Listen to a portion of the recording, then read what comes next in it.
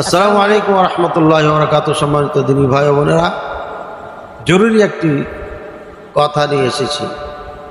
আমি জাস্ট একজন আলেম হিসাবে কোরআনে যে ব্যাখ্যা বিশ্লেষণ দিয়েছেন আল্লাহ তাআলা, রাসূলুল্লাহ সাল্লাল্লাহু আলাইহি ওয়াসাল্লাম যেভাবে আমাদেরকে শিখিয়েছেন, আমি সেটা শুধু অনুবাদ করব, বাকি মানা না মানা এটা আপনাদের। সমস্ত নবীদের দাওয়াত ছিল লা ইলাহা ইল্লাল্লাহ, অর্থাৎ কি আল্লাহ ছাড়া সত্য কোনো মাবুদ নেই। আল্লাহ ছাড়া সত্য কোনো মাবুদ নাই, এর মানে হচ্ছে আল্লাহরই ইবাদত করতে হবে, এছাড়া কাউরি ইবাদত করা যাবে না।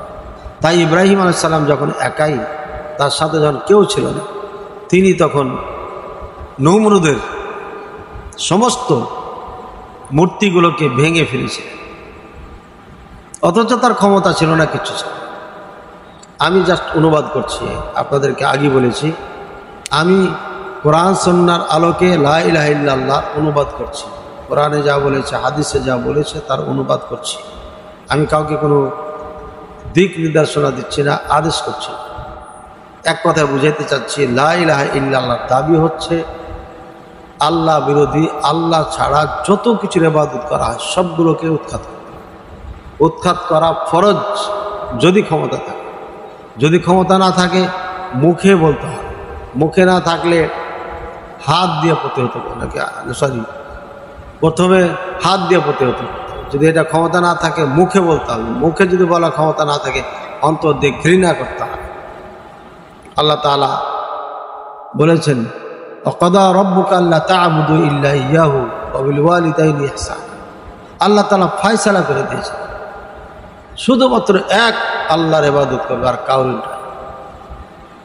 আল্লাহ তাআলা আরো বলেন, ওয়ালাকাদ বা'আসনা ফি কুল্লি উম্মাতিন রাসূলা আন ই'বুদুল্লাহ ওয়াজতানিবুত তাগুত। আমি প্রত্যেকটি জাতির জন্য এক একটা রাসূল পাঠিয়েছি, কখনো একাধিক পাঠিয়েছি, তাদের একটি আদেশ করার জন্য যে শুধুমাত্র তোমার এক আল্লাহর ইবাদত করবে, আর তাগুতকে অস্বীকার করবে, তাগুত থেকে বিরত থাকবে, দূরে থাকবে। তাগুত কি জিনিস? তাগুত হচ্ছে 5 প্রকার। তার মধ্যে সব থেকে বড় তাগুত হচ্ছে আল্লাহ ছাড়া অন্য কিছুর ইবাদত করা। তো সুতরাং বর্তমান সময়ে আমাদের দেশে মন্দির জোগানো, পাহারা দেওয়ার মুসলমানদের একটা হিড়িক পড়ে গেছে। কিছু আলেম না জেনে বুঝে তারা ফতোয়া দিয়েছে মানুষের মন জয় করার জন্য। নিঃসন্দেহে ফতোয়া হচ্ছে মানুষের মন জয় করার জন্য। তারা বলেছে যে হিন্দু ভাইদের মন্দিরকে পাহারা দিতে হবে, মাদ্রাসার ছাত্রদেরকে দিয়ে পাহারা দেওয়াচ্ছে। মুসলিম হয়ে একটা মন্দিরকে জোগানো, পাহারা দেওয়া, বডিগার্ড হিসাবে দাঁড়িয়ে থাকা, গার্ডের কাজ করা, এর মানে মূর্তিকে সেভ করার জন্য। এটা সম্পূর্ণ কালিমা পরিপন্থী কাজ। এ কাজ যে করবে তার ঈমান থাকবে না, কালিমা থাকবে না, কেটে যাবে। তাহলে কি করতে হবে? তাহলে প্রথম কথা হচ্ছে যে বাংলাদেশ জন্ম নেওয়ার থেকে আজ পর্যন্ত কোনো মন্দিরকে কেউ ভেঙেছে মুসলমানে ধর্মীয় কারণে, এর ইতিহাস বাংলাদেশের জমিনে নেই। কেউ যদি ভেঙে থাকে পরিকল্পিতভাবে ভেঙেছে, তারাই ভেঙেছে, তারাই নাম দিয়েছে মুসলমান, এছাড়া কিছু। মুসলমান কখনো বাংলাদেশের জন্ম থেকে নিয়ে আজ পর্যন্ত কোনো মন্দিরে কখনো হামলা করে নাই। এর প্রমাণ দিতে পারবে না। যদি কোথাও দেয় মিথ্যা হবে, কারণ কোনোদিন আজ পর্যন্ত একটি মুসলিমকে কেউ ধরে বলতে পারে নাই যে এই মন্দির ভাঙতে এসেছে। পক্ষান্তরে ইন্ডিয়াতে হিন্দুরা হাজারো মসজিদকে গড়িয়ে দিল। মসজিদের ভিতরে যে ঢোল বাজাচ্ছে, বাইরে ঢোল বাজাচ্ছে, গান বাজাচ্ছে, বাঁশি বাজাচ্ছে, সালাত পড়তে দিচ্ছে। ঈদের দিন, জুমার দিন রাস্তায় সালাত পড়েছে, কয়েক মিনিটের জন্য তারা রাস্তাতে দাঁড়াইতে দেয়নি, পিটাই পিটাই ভাগাই দিয়েছে। হাজারো নারী পুরুষকে তারা নির্মমভাবে হত্যা করেছে। এত কিছু তারা করছে, কিন্তু তাদের মাথা নিজের দেশ নিয়ে নয়, তারা বাংলাদেশে কি হচ্ছে এটা নিয়ে মাথা।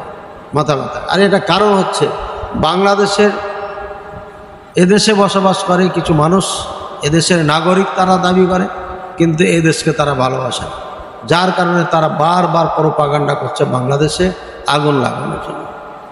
1 নম্বরের কথা। মুসলমান কোনো মন্দিরে কখনো কোনো গির্জাতে হামলা করেছে এর ইতিহাস নাই বাংলাদেশের জন্য। দ্বিতীয় নম্বর কথা হচ্ছে, তাহলে মন্দিরে যারা ভাঙছে, যারাই ভাঙুক, হিন্দুরা ভাঙুক বা অন্য কেউ উদ্দেশ্য পরিণতভাবে ভাঙুক, জেনে শুনে কথাবার্তা বলে সলা পরামর্শ করে ভাঙে, চুপে চাপে না। কারণ একটা মন্দির ভেঙে ফেলছে আর কেউ জানবে না, এটা হতে পারে না। আর মন্দিরে তো সবসময় প্রহরী থাকে, তাদের যারা ঠাকুর আছে তারা থাকে। সুতরাং মন্দির ভেঙে ফেলছে আর কেউ জানে না, এটা হতেই পারে না। এটা পরিকল্পিতভাবে মন্দির ভাঙে, মুসলমান ভাঙে না, এটা স্পষ্ট বুঝতে পারলাম। এটার সেবের জন্য যারা হিন্দু আছে তারা তাদের নিজের মন্দির জোগাবে, তারা প্রয়োজনে সিসিটিভি লাগাবে, তারা নিজেরা গার্ড হিসাবে থাকবে। মসজিদে যেমন খাদেম থাকে, তারা খাদেম রাখবে, মন্দির জোগানো। এক নম্বর। দ্বিতীয় নম্বর কাজ হচ্ছে এটা সরকারের। যদি কোনো দেশের নিরাপত্তায় ভোগে কোনো ধর্মের লোক, কোনো নাগরিক ধর্মীয় উপাসনায় বা কোনো কিছু জানমাল মানের, তাহলে সরকারের দায়িত্ব, সেটা সরকারে ডিল করবে। কিন্তু মুসলিম হয়ে আল্লাহ দ্রোহী শক্তিকে যোগাইয়া পাহারা দিয়ে সেটাকে পূজা করার জন্য উন্মুক্ত করে দেওয়া, পূজা করার জন্য সুযোগ করে দেওয়া, এটি যেই করবে তার ঈমান থাকবে না, ঈমান সাথে সাথে চলে যাবে। কারণ এটা কালিমার দাবির পরিপন্থী, কালিমার হাকিকাতের পরিপন্থী। কালিমা লা ইলাহা ইল্লাল্লাহ মানে কোনো মাবুদ চলবে না, সব মাবুদ, যত আল্লাহ ছাড়া যত মাবুদ আছে সবগুলোকে শেষ করতে হবে, সবগুলোকে বর্জন করতে হবে। সুতরাং কালিমার তিনটি দাবি রয়েছে, আমার অনেক আলোচনা আছে। তাই যে সকল ওলামায়ে কেরাম এসব ফতোয়া দিয়েছেন, না জেনে দিয়েছেন, না বুঝে দিয়েছেন, তারা তাওহীদ বুঝেননি, আকীদা বুঝেন নাই, যার কারণে ফতোয়া দিয়েছেন। উড্ড করবেন, তওবা করবেন, কালিমা পড়বেন, আল্লাহর কাছে ক্ষমা চাবেন, আর না হয় ঈমান নিয়ে কবরে যেতে পারবেন।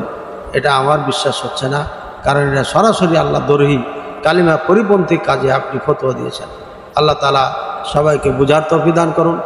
সবাইকে বাংলাদেশের নাগরিক হিসাবে, ধর্ম বর্ম নির্বিশেষে নাগরিক হিসাবে এবং আদম আলাইহিস সালামের সন্তান হিসাবে একজন আর একজনকে ভাই মনে করে, আদম সন্তান মনে করে ভ্রাতৃত্ব বন্ধনে আবদ্ধ থেকে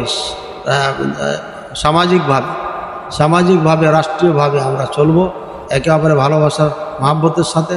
ইনশাআল্লাহ কোনো গার্ড লাগবে না। তারপরে যদি লাগে তাহলে পরে সরকার দায়িত্ব, সরকার এটা পালন করবে। সরকারের ডিপার্টমেন্টের সৈনিক আছে, ইত্যাদি অনেক কিছু আছে, তারা এটা ডিল করবে। আল্লাহ তাআলা আমাদের বুঝার তৌফিক দান করুন। আল্লাহ তাআলা আমাদেরকে সঠিক পথে, সহজ পথে, সরল পথে আল্লাহ আমাদের পরিচালিত হওয়া ও করার তৌফিক দান করুন। আল্লাহুম্মা ওয়া সাল্লাল্লাহু আলা নবিয়িনা মুহাম্মদ ওয়া আলা আলিহি ওয়া সাল্লাম। আসসালামু আলাইকুম ওয়া রাহমাতুল্লাহি ওয়া বারাকাতুহু।